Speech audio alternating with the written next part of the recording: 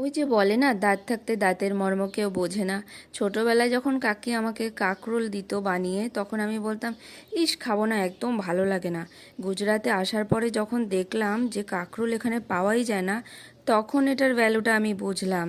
এত টাকা কিলো করে দিয়ে এখন আমরা খাচ্ছি, আর এখন আমার কাছে এটা খুব টেস্টি লাগে।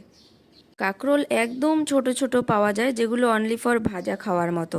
পুর বানানোর মতো কাঁকরোল অনেক দিন পরে পেয়েছে, তো হাজব্যান্ড নিয়ে এসছে, এসেই বলেছে পুর বানাবে কিন্তু। কাঁকরোলগুলোকে কিভাবে তৈরি করে নিলাম তোমরা দেখলেই, ভিতরের শ্বাসটা পুরোটা বার করে দিয়েছি, আর ওগুলো কিন্তু ফেলবে না। ফির কালো জিরা সম্বারে দিলাম, একটু পেঁয়াজ আর ওই দানাগুলো দিয়ে দিলাম। দানাগুলো চাইলে পেস্ট করেও দিতে পারো।